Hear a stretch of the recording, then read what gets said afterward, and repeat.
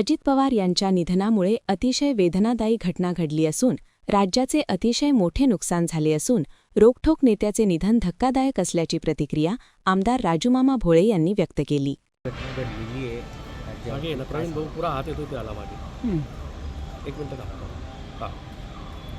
आज सकाळीच जेव्हा बातमी ऐकली की आपल्या राज्याचे उपमुख्यमंत्री आदरणीय दादा विमानाचा अपघात झाला, त्या माध्यमातून मन एकदम हळून गेलं.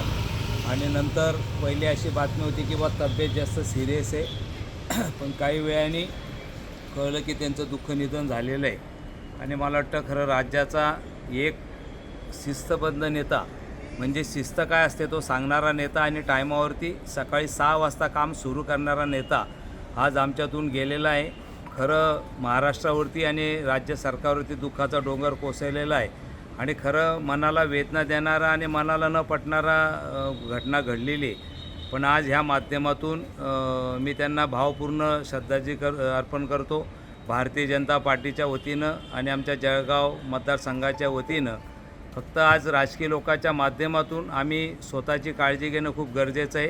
कारण आम्ही दगदगीच्या जीवनामध्ये मला वाटतं स्वतःची तब्येत असेल किंवा स्वतः ज्या वाहनाने जातो त्या वाहनाचं काय परिस्थिती असते न बघता घाईघाईमध्ये तसंच बसतो आणि मला वाटतं अशा दुर्घटना घडतात. आज आम्ही खरं मोठं हानी आमच्या राज्याची आज झालेली, ही हानी कधी भरून निघणार नाही. पुन्हा आदरणीय स्वर्गवासी दादांना भावपूर्ण श्रद्धांजली अर्पण करतो. मामा, काय तुमच्या आठवणी आहेत? तुम्ही नेहमी तिथे प्रश्न मांडत होतात, काय तुमच्या आठवणी आहेत दादांबद्दल? दादांबरोबर खरं रोखठोक नेता म्हणजे जळगावला DPTCच्या मीटिंगला येत असताना मी थोडं 10 मिनटं उशीर झालो आणि दादा एकदम राईट टाईम पोहोचले तिथे.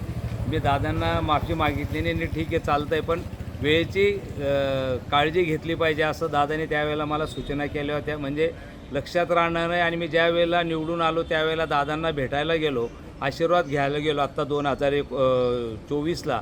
त्यावेळेला दादा मला शाबासकी दिली आणि खूप मतं घेतली, खूप चांगला लीड मिळाला तुला.